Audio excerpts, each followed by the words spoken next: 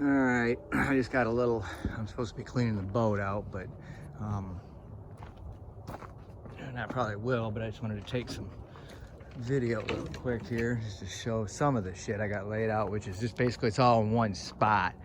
But these are the muskrat floats that I've never caught one on. I actually caught a coon on one. You set the trap and you put the bait in here, and then they crawl up and the trap's laying there and they eat the apples. And I don't know why it don't work, but those are little colony traps that you stick in the run, and they got these doors that flop one way only, and they work good. You can get, some guys will catch like 4 or 5 in the same trap. They go in and they can't get out because they're underwater. And you got the big conibears for the beaver, the ones that are extremely dangerous because they're so big and strong.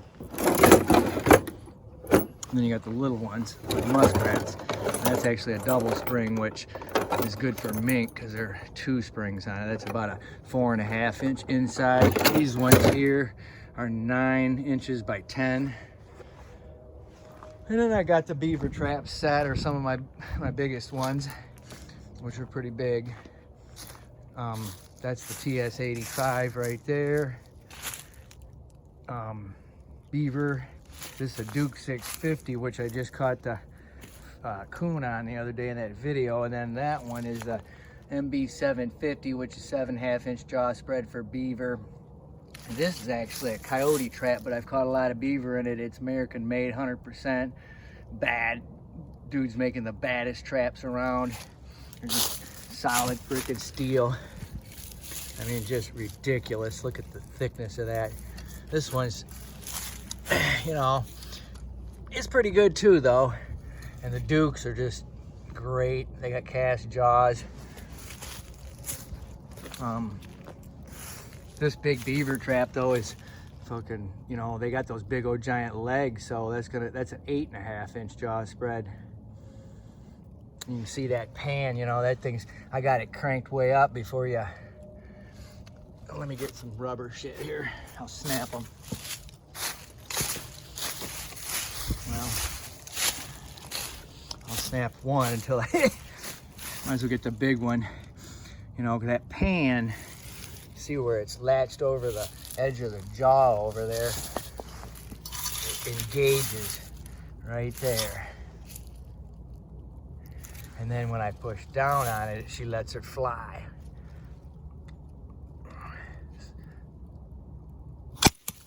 Probably couldn't even see it. It's rubber. And then here's the Duke 650. And it's got a night latch. So it's got a groove in that dog right there, so it'll click.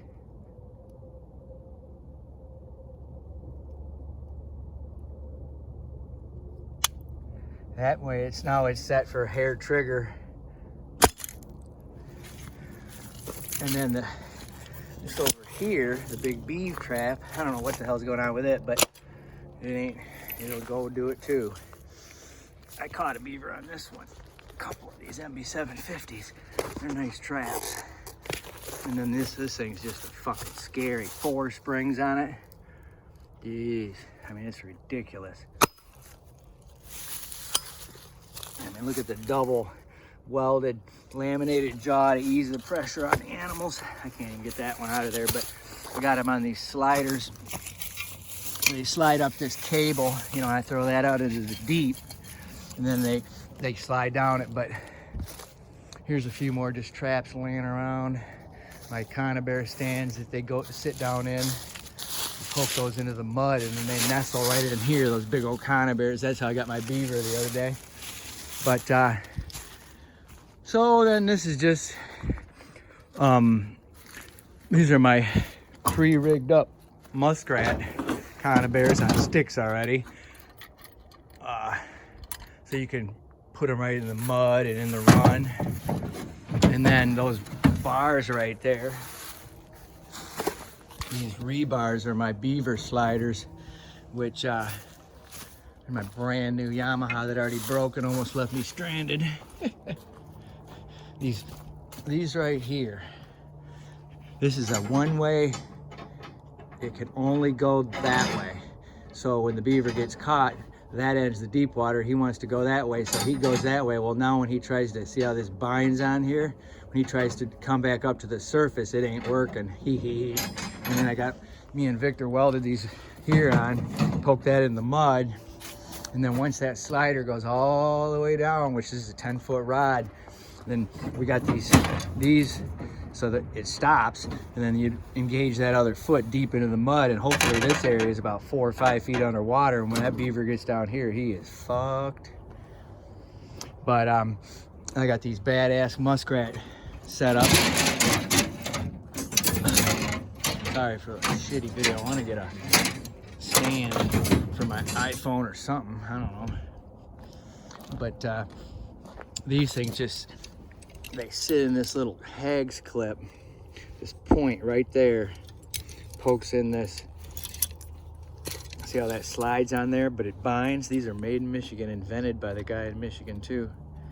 When the trap's set, imagine it's set, and then you just poke this rod down into the sand, or in the lake, and then you can move this thing here easily up and down. Boom, and it binds on there because they stamp that hole on a oblique. Just see how that works. You lift up, take the weight. It's just fucking badass. That's the same company that makes those beaver sliders. But if that trap's set, then there's this metal hook right here. They can go up and down on the pole. You put an apple or a carrot there, and then I have caught some rats on these, but they're real convenient. And anyways, that's the old boat, which I'm trying to drain the water out of it so I can get it flipped over. But it's tiny, but man, it is fucking awesome for one guy. And I mean, you can stand right on the corner of it, and it's just stable as shit. Fun. Climb right out of it, climb right in it, in and out of it in the 2.5 foot deep water, whatever.